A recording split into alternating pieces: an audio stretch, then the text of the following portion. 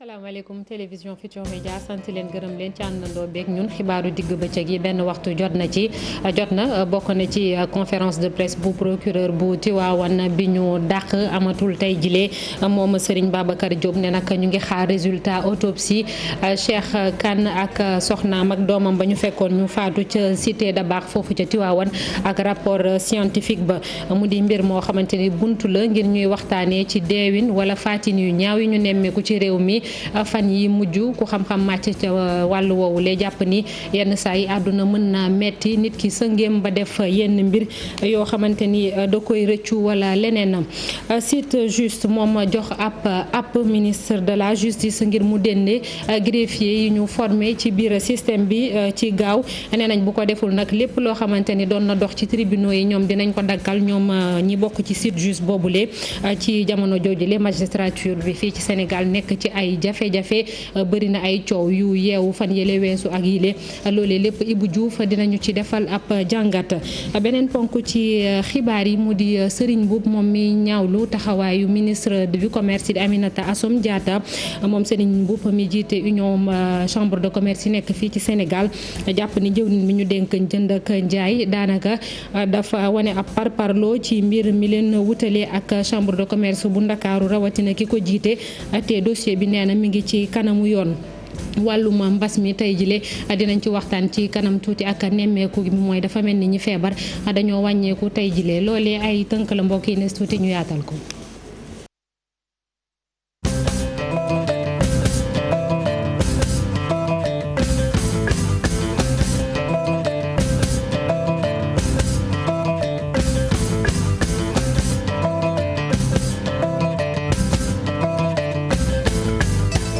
ginnaaw bañ leen nuyuwaatee mbokk yi ba noppi ci ndigalu procureur bu Thiès procureur bu Tivaouane dafa dàq daje bi mu naroon amal ak taskatu xabaar yi tey jile waroon waxtaanee ci mbirum Cheikh Tidiane Kane muy kookee ñu fekk mu faatu week-end bi la weesu ca quartier boobu la ñu naan cité da baax ca Tivaouane ak soxnaam ak doomam bu amul benn at daanaka Serigne Babacar Diop di procureur bu Tivaouane ne dañuy xaar résultat autopsie ndax néew yi dañ leen war a yebal fii ci Ndakaaru xool ci anam la ñu faatoo ak rapport bi dukkee ci police scientifique loolee lépp mu koy xaar mu di mbir mu doy waar ci biir xibaar yi du ñàkk dinañ ci waxtaan ci ni mu gën a yaatoo nit ñekk ni ñuy faatoo wala yenn saay dañ leen di faat ci ay anam yu doy waar mu nekk lu jaaxal askan wi rawatina kenn ku xam-xam màcc ci wàllu woowule mu di ab criminologue muy professeur Magaye Seck moom li mu jàpp nag ni mooy mën nañ ko daal di expliquer ci jafe-jafe yi sénégalais yi du dund jamono ji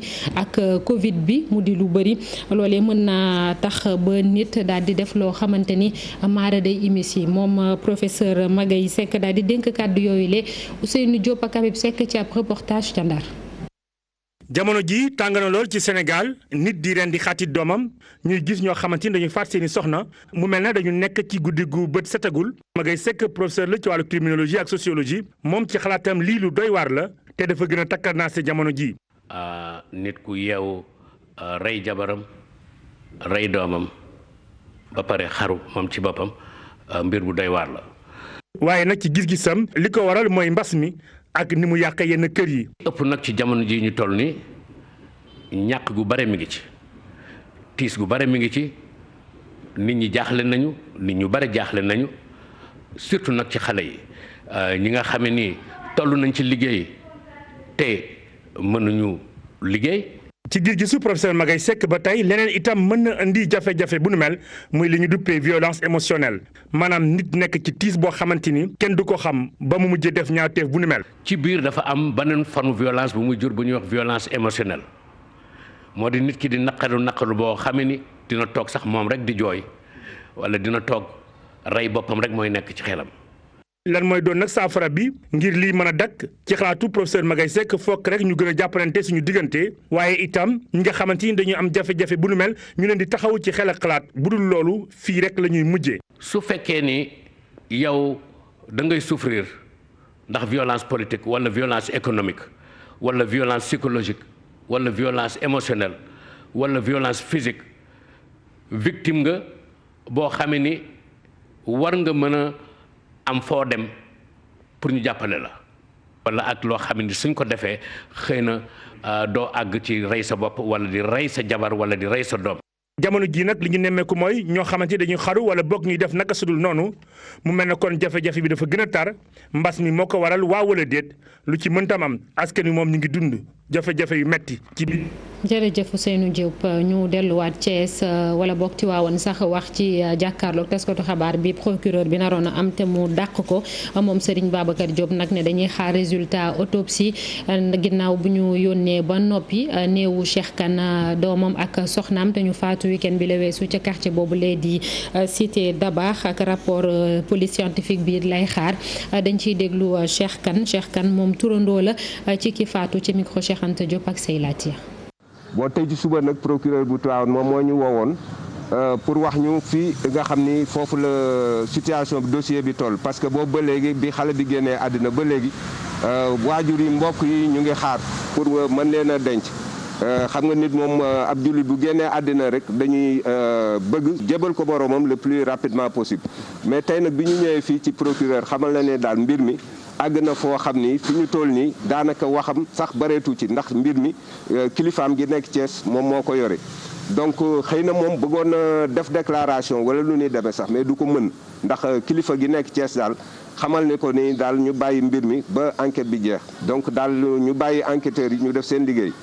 bu ko defee bu ñu paree ci seen liggéey rek rapidement dina signer kayit comme ça ñu mën a jot ci néew yi ba mën leen a denc. jamono ji ñu ngi fële hôpital Mame Abdoul Aziz Sy Dabakh mais actuellement ni directrice hôpital bi joxe na des instructions parce que nee na waa Dakar war nañ leen jël si tey pour yóbbu leen pour ñu def autopsie bi. lettre bi ñu ngi koy wax mais lettre boobu man mënuma cee wax lu leer parce que lettre boobu bu amoon aussi xam nga duñu ko wax à ce stade des choses parce que il faut ñu continuer enquête bi d'abord ba enquête bi jeex bu ko defee nag bu bàyyi woon lettre wala yooyu xam naa certainement dinañ ko jox famille bi bu ko defee ñun tam ñu mën leen ko wax leen li nekk ci biir. ñu wax ci wàllum yoon ak site juste mi syndicat bi ëmb liggéeykat yi ci wàllu yoon daje démb ak ministre bi ñu dénk wàllum justice muy seenub kilifa ñu ne nag ginnaaw ci waxtaan woowule moom ministre bi ci boppam joxe na kàddoom ne dina def kéem kàttanam ba li nga xamante ne moom la waa site juste di laaj ci ay ñaxtu ñu fexe ba saafara ko ci lu yàggul dara nee nañ dinañ teg benn comité boo xam ne dina def liggéey ci lu mel ni ci statut ñiy liggéey ci wàllum justice bi ak ci assiette fonds commun bi ak lu ni mel moom ministre de la justice sàkku na nag ci site juste ñu dakkal seen grève bi ñuy def boobu ba léegi tontu site juste ginnaaw loolu mooy dinañ dem waxtaan ak ñi bokk ci syndicat boobu le ngir xool ndax dañuy dakkal grève bi am déet mu di ab ndaje bu amoon ci teewaayu bâtonnier ordre des avocats ak ki nga xamante ni moo taxawal conseil dialogue social fii ci Sénégal ak kii di secrétaire général bu UNSAS ak ñi leen taxawal ñu wax ci wàllum grève boobule ba léegi ak yenn ci ay greffier ad hoc yi ñu jël dugal leen ci système bi ngir ñu def liggéey bi greffier yi waroon a def loolee waa site juste ñu ngi koy naqarlu bu baax a baax ba jox nañ àpp sax seenu kilifa nee nañ loolee bu dakkul lépp luy liggéey ci tribunaux yi dañ ko daan def dañ koy bàyyi ndax yëf yi dina fa gën a metti dañuy dem foofulee ca Bombay ci ab reportage Babacar Diouf ak Ndongo Ndiaye. Les choses se compliquent au niveau de la justice sénégalaise. Le seul syndicat qui maintenait les structures judiciaires en marche a décidé d'observer un arrêt de travail dès lundi. Ce pour contester la décision du garde des Sceaux. Dit que à partir d'aujourd'hui lundi, si le garde des Sceaux ne prend pas ses responsabilités dans le sens de vouloir retirer ces agents du service public de la justice, donc ils prendront leurs responsabilités. jéggalu ci njumte boobule mu di reportage Babacar Diouf en français du ñàkk kon dinañ déglu reportage bi en wolof. dañuy des ci wàllum yoon ba léegi ak ay jafe-jafe yi ci am rawatina ci wàllum magistrature bi dégg ngeen coow lu bëri jamono ji moo ne dugguleet ndax ay weer ci ginnaaw walaat sax booy xool coow bi njëkkoon a génn muy âge retraite bu yenn ci ay magistrat ak ñenn ñi ñaawlu ni moomuñu seen bopp mënuñoo def seen liggéey na mu waree ay fan ci ginnaaw gis na ngeen ni affectation benn juge ci boppam moo indi coow lu rëy a rëy ba ay juge fële ca diwaanu Kaolack di xastante mbiru premier président cour d'appel bu Kaolack bi moom ak benn naataangoom bu koy tuumal sax ay wàllum guerre ak lu ni mel Ibou Diouf lañ ci àndal ci ay leeral. ay at a ngi fii ci réew Sénégal bu ñu nemmeeku ay jafe-jafe coow xiiroo ngaayoo ci wàllu magistrature jamono ji nag coow li bëri na lool waaye nag loolu daf ñuy may ñu ñëwaat ci coow li nga xam ne juddu woon na rek mu aju ci lépp li nga xamante ne mooy retraite yi fii liggéey bokk na si ñooñe nag ñenn ci ñu jàppoon ci ñoom ne war nañu mën a dem ba juróom-benn fukki at ak juróom-ñett ci jamono joo xam ne ñenn ci magistrat yi moom juróom-benn fukki at ak juróomi at kese la ñu def laata ñuy dem retraite loolu nag juróon coow lu bëri ñu tànnoon ci ñoom ñi nga xam ne mooy premier président procureur général président chambre ak premier avocat général à la cour suprême. ñu ne nag loolu nag ñu ngi ci sukkandiku woon ci benn loi bu ñu adopté woon atum 2017 ñu bëri jàpp ne coow xiiroo ŋaayoo bi ñuy nemeeku jamono ji ak yenn mbir bu waral ñuy fippu foofee la bàyyeekoo ñu ne nag ci loolee am na ñoo xam ne rek jot nañ ci bénéficié wu ñoom sax ñoo ci njëkk bokk na ci Mamadou Badio Camara premier président près de la cour suprême ak Henri Grégoire nekkoon président de la cour de répression enrichissement illicite loolee nag bu ci yokkee grève bi nga xamante ne moom lañ nemee ci waa justice di liggéeykat yooyu nga xamante ne ñoo yëngu ci wàllu justice fii ci réew mi 2018 ak léegi rek ñu sàkku ci kilifa yi li nga xamante ne mooy li ñu xaatimoon ñu wan ko wéyee mais boobaak léegi nag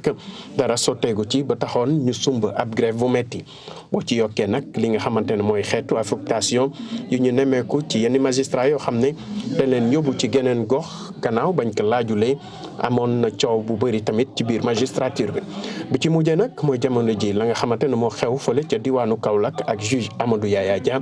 digganteem ak ki nga xamante ne mooy Ousmane Kane muy coow loo xamante ne rek bokk na ci lay gën a nasaxal taxawaayu justice bi am fii ci réew mi ba tax ñu ne nag wàllu corruption jamono ji yokk nañ ci gannaaw coow li nga xamante ne dafa judd woon ci wàllu indépendance de la justice ñu ne jamono ji nag jot nañu taxaw xoolaat mbir mi ndax justice dafa di loo xamante ne rek dafa am solo lool ci ab réew. ñu wax ci beneen coow bi la yoon ci wàllum commerce ak Aminata Assome Diatta di ministre bi ñu ko dénk moom nag àdduna ci coow li juddu ci chambre de commerce d'industrie ak d'agriculture bu Ndakaaru ak ko jiite ñu naan war na faa toog am déet moom ministre bi ne ñay ñaxtu dañoo war a bàyyi li ñuy def te bàyyi moom ki ko jiite mu wéyal def liggéeyam mu yëkkati kàddu yooyu le démb ginnaaw ba muy dajeek mbootaay bi ëmb boulanger yi nekk fii ci Sénégal Aminata Assome Diatta la ñuy déglu ci micro Maymouna Ndiaye. chambre de commerce amul coow chambre de commerce ndax ñi nga xamante ne ñoom ñoo ŋànk chambre de commerce déggoo coow ci seen biir donc mënuñu wax ni chambre de commerce moom moo am coow li ñu mën a wax moom mooy xëy na dafa am ñàkk déggoo bu am diggante ñaari président chambre bu commerce bu Dakar ak président union nationale des chambres de commerce mais di fàttali ni président bi fi nekk président Sow dafa nekk président boo xamante ne assemblée moo ko élire ci 2019 donc tey jii mën nañ ne bu dee am na président bu légitime ci président yi gën a légitime la bokk donc ñu ngi wax maa ngi dégg am na ñuy wax bay tudd ay élection 2010 mais kii élection 2019 lañ ko élire ñu defagu fi sax lu mat lu passé quelques mois donc nañ ko bàyyi mu liggéey ndax loolu mooy nekk njëriñ secteur privé moom mooy nekk njëriñ. ki jiite union chambre de commerce yi nekk fii ci Sénégal te mu tudd ko mu di Serigne Mboup moom nag nee na ab mbetteel la am ci kàddu yooyu le moom dafa jàpp ni Aminata Assome Diatta dafa wane ab parparloo ci mbir moomu le te moo ne dossier bi mi ngi ci kanamu yoon dañoo war a bàyyi yoon mu def liggéeyam buñ ca noppee mu door a wax Serigne Mboup nekkoon ganu tey info du matin dañ koy déglu ci micro Chérif Dia ak Gervais Yaw. bàyyi ko mu liggéey kooku amul benn problème ndax président bi fi nekkoon intérimaire pendant 3 ans dañ ko bàyyi mu liggéey déggoo ci coow Daouda Thiam parce que joué woon na carte ubbi ko jaarul woon ci yoon moom moo ko woon réglé mais ñun bariwuñ ci woon contestation ndax mais nag ma am jaaxle tuuti ndax man sama bopp contesté wu ma légitimité président bi su ma ko doon contesté du ma wax ne président bi amul droit génne Dakar ci union bi mais ministre bi si boppam kenn ku ne war naa mën a am boo gisee ne élection yi jaarul yoon nga def contestation mais da nga koy yóbbu ci yoon soo ko yóbboo ci yoon yoon mooy décider ministre bi xam na ne yóbbu nañ ko ci yoon ndax première audience am na ba mu ñëw ak agence judiciaire de l'État avec ses services waroon na am galante bàyyi affaire boobu yoon décidé ci su ci yoon décidé bu boobaa mu doog di wax mais mënut a jël nekk avocat de la chambre de commerce de Dakar moom il est le ministre tutelle dafa war a xool la conformité te partenaire am numéro 1 bu mu war a liggéeyal mais l'union des chambres de commerce boo xam ne du sëriñ boobu mais l'ensemble des présidents moo ci jël su ci amee koo xam ne dafa rébellé wu pour ses intérêts personnels moom dafa ko war a rappeler à l'ordre te décret bi loolu wax décret bi dañ ne chambre de commerce yëpp sont membres ñun mënuñ la génne mënoo génn. moom Serigne boobu moom moo jiite chambre de commerce bu Kaolack te Kaolack xam ngeen ne benn semaine ak lu topp am na lakk bu metti bu fa amoon ca marché central ba bëri ay yàqu-yàqu Mansour Faye di jëwriñ bi ñu dénk wàllum développement communautaire dem na fa ngir taxawu ña ca lorule jàppale leen ci ab enveloppe ñu ne bu toll ci juróom fukki millions ci sunuy koppar moom Mansour Faye ànd ak maire bu Kaolack ak gouverneur bi waxaat ni gouvernement bi mbébétam ngir fexe ba gën a ñoŋal marché maanaam projet modernisation nee na am na sax enveloppe bu toll ci juróom-ñaari fukki milliards bu ñu génne ba noppi te Kaolack dina ci bokk Mansour Faye ci micro Ibrahima Diame ak Fally Gueye ca Kaolack. marché bu gën a rëy ci Kaolack moom am tiis lakk indi ay dégâts matériels yu rëy yu bëri sax donc bu demee nii président dafa am benn outil boo xam ne ñu tuddee que la solidarité nationale bokk ci au niveau donc du ministère du développement communautaire. de l'équité sociale et territoriale pour lépp loo xam ni maanaam lu demee nii la maanaam incendie wala maanaam inondation maanaam daal tiis su demee nii am indi ay dégâts matériels état bi am ci ndimbal bu mu ci war a mën a indi. mu jox ma enveloppe maanaam juróom fukk millions maanaam 50 millions ma jël teg ci loxo gouverneur pour mu jagleel ko askan mi nga xam ni moom la lii lu metti li tal. donc moom bu neexee yàlla gouverneur dana xam nan nañ koy séddalee ak les différents acteurs police def na enquête am def nañu recensement am xam nañu à peu près les victimes ñaata lañu donc loolu bu neexee yàlla xam naa gouverneur dana ko def waaye mbirum marché yi dafa nekk mbirum boo xam ni il faut mu am nuñ ko xoolaatee parce que marché yi surtout dans les grandes villes marché yi gis nañu ni dafa maanaam dafa xaw xat léegi parce que maanaam askan bu ciy liggéey dafa yokk construction yi yàgg la am na yoo xam ne avant indépendance la ci loolu nag état bi def ci jël matuwaay bu mat sëkk pour génne benn programme boo xam ne ñu ngi ko tuddee programme de modernisation des marchés mu jox ko budget lu 70 milliards de francs CFA. ñu des ci région bu Kaolack rawatina fële ca Paoskoto nekk ca Nioro ak Asufor muy mbootaay bi ëmb ñi jëfandikoo forage foofule ñoom ba léegi lànk nañu kandaare ni yorin gi duñ ko dénk ay société privée ndax ñoom booy xool nekkul intérêt askan wi moom leen tax a jóg ñu coy tuumal sax préfet bi nee na daf leen bëgg a forcer ci passation de service bi am tey jile waaye duñ fa teg seenub tànk Ibrahima Diame Fally Gueye. dañu mës a taxaw ne seen Asufor yi kenn du leen remplacer ak société privée yi association des usagers des forages ruraux bu arrondissement bu Paoskoto benn baat bi la ñuy yëkkati ne politique boobule nguur gi bëgg andi ànduñ ci tey ànduñ ci ëllëg. askan bi nag ginnaaw moom la jaral loolu ñun aussi lépp luñ ko jaral rek jaral nañu lu ko raw. li ko waral moo di ne société privée yooyu leen nguur gi bëgg a denk Asufor yi lu mel ni Flexo seen gestion dara baaxu ci seen gis-gis te du li nga xamante ne askan wi ànd nañ ci. mais gis nañu Flexo fi mu jaar yëpp y a des problèmes ay yuuxu nit ñaa ngi yuuxu nit ñaa ngi ñaxtu un peu partout comme gis nañu loolu nag ñun on a la chance d'échapper donc fi ñu mën na toll danañ def le tout pour que vraiment duñu dugg ci système boobu noonu. sous-préfet arrondissement bu Paoskoto sax moom daal dinay woote ndaje ngir ñu waajal passation de service yooyu le waaye gérant Asufor yu Paoskoto ne nañ duñ ci dem te xalaatuñu benn yoon signé benn document de passation de service. moom dafa taxaw mu jaral ko lu ne pour foxarti forage yi ci loxo askan bi askan bi nag ginnaaw moom la jaral loolu ñun aussi lépp luñ ko jaral rek jaral nañu lu ko raw duñu joxe forage yi bu dee signature la ñuy xaar ñun pour ñu joxe ko on va pas signer duñu mës a signer pour ñu jot kii non seulement duñu dem wuyu ji ci ndaje bi parce que li ñu ci woote ñun gëmuñu ko te ànduñu ci. arrondissement Paoskoto nag ci xayma lu mot ñaar fukk ak ñetti Asufor ñoo ci nekk boo seetee nag depuis daaw juróom-benn ñoo ci nangu def passation de service. moom sous-préfet bu Paoskoto te ñu tudd ko ci nag moom fa mu taxaw nee na société privée boobu di Flexo dina wutu Asufor yi muy taw mbaa muy naaj loolu la wax moom mi kilifa gi di ci dolli ni mënuñoo bañal lenn li ñenn ñi di ko nangul ña ca des Ndeye ma jigéen Diagne moom mooy sous-préfet arrondissement bu Paoskoto ba léegi ay kàddoom ci micro Ibrahima Diamé. mais état jël na ko confié na ko benn structure bu war a gérer loolu du sous-préfet du keneen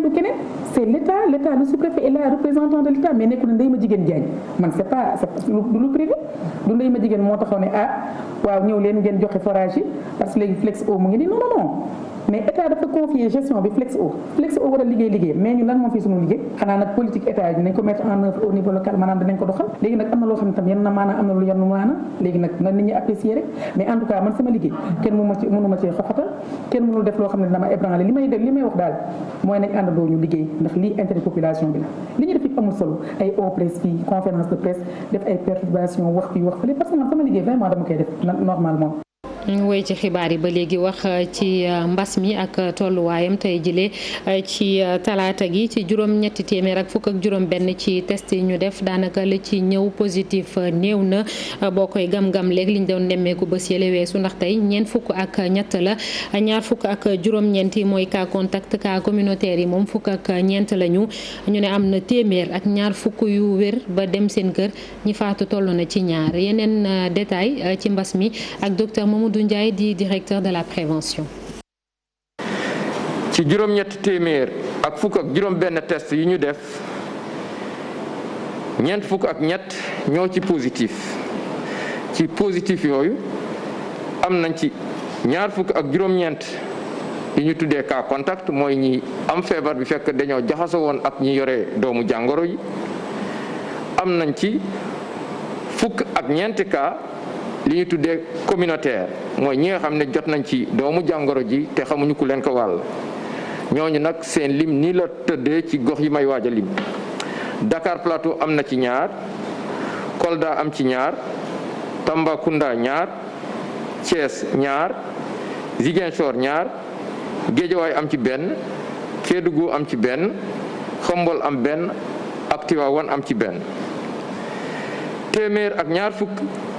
si malade yu ñu entré woon hôpital wér nañu bés ni ki tey dinañu génn bu ci yàlla àndee ñeent fukk ak ñett ñu nga ci réanimation ñaari malade ñàkk seen bakkan bésu démb altine ñaar fukki fan ak ñeent ci weeru août bi ñu nekk ñeneen ñi des hôpital ñu ngi am tan ci bésu tey. ci faj mi ba léegi ak fële ca hôpital régional bu Kolda foofu nag lañ fa nemmeeku mooy personnel bu qualifié moom moo fa manqué tumuranke na fa bu baax a baax rawatina ab médecin réanimateur mu di lu doy waar ci jamono bi mbas mi di lor doomi aadama yi foofu la ca diwaan bu Kolda ña bokk ca SUTSAS di syndicat bi ëmb liggéeykat yi ci wàllum santé ak action sociale foofu ca Kolda di woo nguur gi nag ñu ñëw gestu leen ci seen jafe-jafe boobule Abdoulaye Diallo moo ñu teewal ca Kolda. hôpital régional bu Kolda bi nga xam ne mooy dalal centre de traitement bu coronavirus bu diwaan bi la kër docteur moo nekk ci ay jafe-jafe yu tar. hôpital régional boo Kolda boo xoolee hôpital niveau 2 la waaye hôpital bi daanaka moo gën a feebar sax mala ñuy feebar. au niveau de la pédiatrie benn pédiatre moo fa am. donc maternité nga dem foofu benn gynécologue moo fi am. nga dem en cette période de Covid te ñëpp xam ne Kolda tey jamono bu ñu toll nii amul médecin réanimateur loolu bu weesoo am na problème cardiologue aussi. région bu toll nii hôpital bu toll nii amul cardiologue. ñuy fajee bëñ tey depuis 4 ans ñeent at médecin baa ngi fi personnel qualifié mu ngi fi mais xam nga lan moo tere service fonctionné benn fauteuil dentaire loo xam ne amaanaa motul sax fukki millions. ñu bari ci waa kër docteur yu Kolda fu mu ne nii ñoo ngi jàngoro yi coronavirus. ngay xool événement Covid leen nekk mbas mi nga dem tey pratiquement suñu collègues yëpp fépp fu ñu nekk muy maternité am na ñu fa am feebar collègues yi infecté neen nga dem service boo dem si hôpital bi pratiquement collègues yi feebar bi laal na leen te ñëpp xam ne hôpital régional Kolda amul suffisamment de personnes liggéeykat yu bëri donc ñooñu tamit nag bu ñu leen protégé wul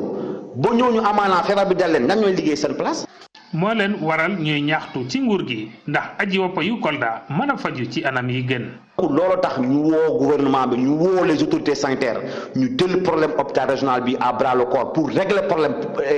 population yi mën a faju si nu noonu yokk docteur yi. ma doon benn gynécologue 7 sages-femmes yi ñooy occupé hospitalisation occupé accouchement ça c'est inadmissible dans un hôpital on l'a jamais vu. La majeure partie de la population Kolda sont des cardiopathes cardiopathes da ngay ñëw amul cardiologie amul benn cardiologue nga dem wax nu sax raxtu doole wax nu sax réanimation dégg nga réanimateur combien d'années hôpital toog amul réanimateur. situation mbas mi fii ci Kolda moo ngi toll ci téeméer ak juróom-benn fukk ak juróom-ñaari cas positif te lu tollook ñaar fukk waa kër docteur yu Kolda bokk ci ñi amee jàngoro wi fukki aji wopp yi amee woon bile jàngoro ñàkk seeni bakkeen ci diwaanu Fuladu. jërëjëf Abdoulaye Diallo Achoura ñu gën koo xamee ci tam xarit fii ci Sénégal di fukkeelu bés weeru muharram ren jile nag niñ koy màggalee dina wute ak yile weesu bu baax a baax ca Tiwaawan li ko waral moo di mbas mile loolee nekk ci ndigalu xalif général di Tidiane di Serigne Babacar Sy Mansour mu ànd ci ak daayira boobule di Muxtafina kon ren jile daal dañoo ne taalibe yi ku ca nekk na nga toog fa nga nekk nga màggal Achoura boobule dañ ciy déglu Serigne Moustapha Sy Al Amin ci micro Cheikh Anta Diop ak say laajte. moo tax bis bi nekk bisu ñaan nekk bisu mag ñi bisu feddali wëllëre ñu daan ko def fii ren nag mu am changement bi mooy mbooloo yi dañ daan jóge région ak région di jóge dëkk ak dëkk di ñëw di daje ji fii ci Tiwaawan bi ñu waxtaanee ba diisoo ci kilifa gi yilif xadara bi Seydi Aboubacar Sy al Khalifa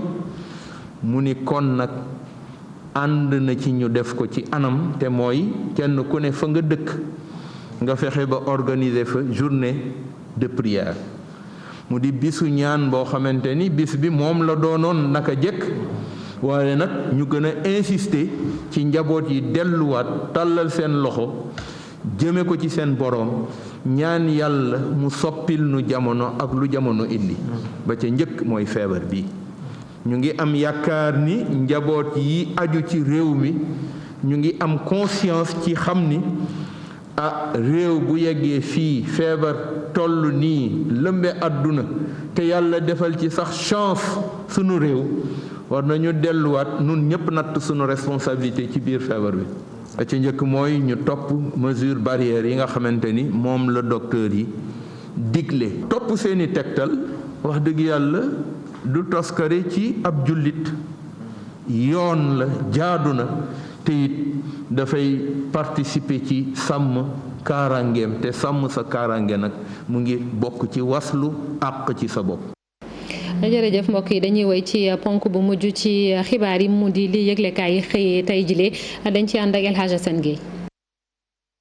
mbir mu yéeme xew démb ci gox bi di Mamel ci ndakaaru dib colonel douane bu fa faat kenn ci seexam yu jigéen tolloon ci juróom-benni at observateur xëyee ko teg ca ne moom Mouhamed Sall dafa am nag ay jafe-jafe xel ca sax ginnaaw jéey ji mu ngi ñu entré ci hôpital bu Fann soxnaam it naka noonu ndax choc bu mu ci jëlee yéeni kaay bu groupe Futurs Médias ne moom douanier bi ba ko gendarme yi jël see lam leen doon wax mooy bu ma leen expliquer sax du ngeen comprendre ci yéeni kaay bi di libération yu jàng ci it lenn ci kàddu yu douanier bi ginnaaw jéey ji mu ne da doon jubbanti di dóor doom ja waaye nag xamul lu xew ginnaaw si seytaane dugg ko ba yëf yi ëpp loxo yéeni kaay bi ne dóoree nag métti na ndax bopp xale ba la dóor ca lavabo kër ga lavabo bu sax dafa toj yi morceau yaay ja diggu gune ga bëggoon a xaru seexam bu jigéen moom ñu ne mu ngi ci naqar ak tiis wu rëy la tribune xëy ne jéey ju mag ca Mamel akub colonel bu fa rendi doomam bu jigéen vox populi di ñu xamale nag ak douanier bi mooy chef des sections d'écriture bu douane bu Môle 2 poram Ndakaaru moom Mouhamadou Sall ñu ne jafe-jafe xel nag la am magistrature bu Sénégal ak i jafe-jafem yu rëy ci gàttal justice bu Sénégal Les Échos dalal ancien procureur Aliou Ndaw ci xëy yi mu jàpp ne fa justice bi toll ci Sénégal mooy ci guute gu rëy ndax téeméer yu jël juróom-ñeent fukk ci magistrat mu ne wóoluwunu kuréel gu mag gi leen yilif di conseil supérieur magistrature procureur Aliou Ndaw ne dafa mel ni sax ci gis-gisam dañoo am beneen justice bu wuuteeg ba woon ci réew mi rafetluwul nag jàppante yi magistrat yi di juge Amadou Dia ak juge Ousmane Kane Aliou Ndaw ne magistrat di siège buy conférence de presse guléet mu gis lu ni mel le témoin xëy jàpp ne magistrat yi Sénégal léegi daraja ji woon dafay ruus ndax ñagas-ñagas yi faral di am saa su ne ci biir Sud Quotidien Quotidien jàpp ne justice bi ponkal mu wopp la dëgg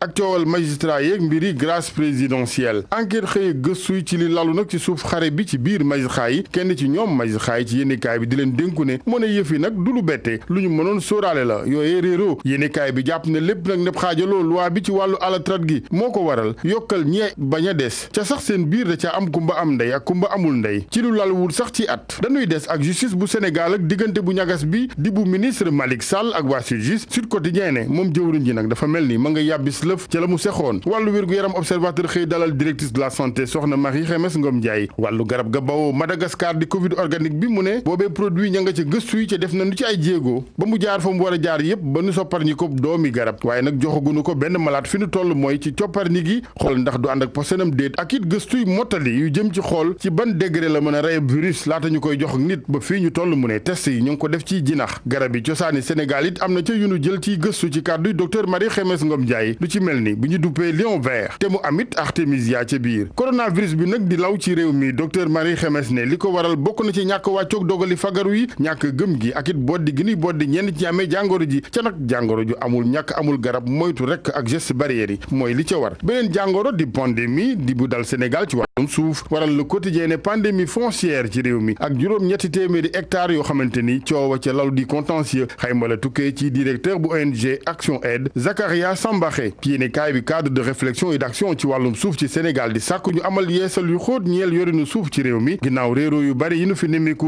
Ndengeleer Tobène bande des Filao ci Géejawaay Ngéeñeen Corniche Ouest Faax de Mamel ak yeneen kuréel gi ne ay yeesal rek moo ca mën a indi saafara yeesal yuñ dugal boole ca ñëpp ne ay acteur bañ caa ber kenn ancien ministre de la santé Abdou Fall di gànnuk yéenekaay bi di laas yorin ak xeexinu jàngoroy coronavirus ci Sénégal moom résultat yu baax yuy sagal suñu réew la ci gis suñu ko méngaleeg mu ne ak li xew feneen fa mu ko wér di limëb ñi ci faatu ak li nga xamante ni mooy limu ñiy wér boobaak léegi terewul nag mu ne bu nu wàcce loxo yi nañu yokk pasteefu gi ànd ak dal ak it sago rawatina bi nga xamante ni kenn xamul kañ lay jeex ji jàngoro xew-xewu diine yi nu dëgmal nag mu ne nañu rafetlu bu njëkk kilifa yépp ni nu àndee maase wuy ji keroog woote président ngir xeex be coronavirus kilifa diine ca Touba Mbacké mu ne rafetlu na bu baax ni nga xamante ni noonu la ñuy ñaaxe boobaak léegi taalibe yi ci wàccoog geste barrière yi ca nag mu ne ndaje yu ni mel bu munta ñàkkit mën na doon occasion ngir ñu daal di jógloo ñëpp boole ci waat askan wi ci xeex bi mu daal di doon nag ab yëgoo leneen lu Abdou Fall waxtaanee las dialogue national bi tolluwaay ca Mali Côte d'Ivoire Guinée Sénégal ak waxi troisième mandat nag moom ancien ministre Abdou Fall ne bu ko ca kenn waxloo ndax dafa dogu ci ne du ca wax lu may danoo yegg ci législative ca fii nu toll mu ne amalagunu màggalagunu sax premier anniversaire wotey président yëfi woon kon bu ko kenn waxloo ci présidentielle yeneen ca fii nu toll duy local duy législative nañu sëgg mu ne ñoom ci lépp loo xamante ne mooy liggéey fexe ba jëmmal diggeeg programme yi seen mbër digoon askanu Sénégal ngir ñëpp gis ci seen bopp. jaajëfal Hadj Assane Gueye sant ko gërëm ko léegi dañuy fekk ci Mairie Bey ci li xew ci biir internet bi Mairie maa ngi lay nuyu di la ziar. maa ngi lay nuyu di la ziar aussi Nata donc ci kanam tuuti ñu daal di commencer li nga xamante ne mooy suñu émission li xew ci biir internet bi daal di jukkil internautes yi ak téléspectateurs yi li nga xamante ne moom moo xew aujourd'hui ci réseaux sociaux yi ak ci biir internet bi en général. incha allah ci kanam tuuti lay doon ak Mairie Bey ak Mamadou Ndiaye mbokk yi sant leen gërëm leen ci àndandoo bi 19h30 yeneen xibaar di leen ñaanal ngeen yendu ak jàmm jërë ngeen jëf.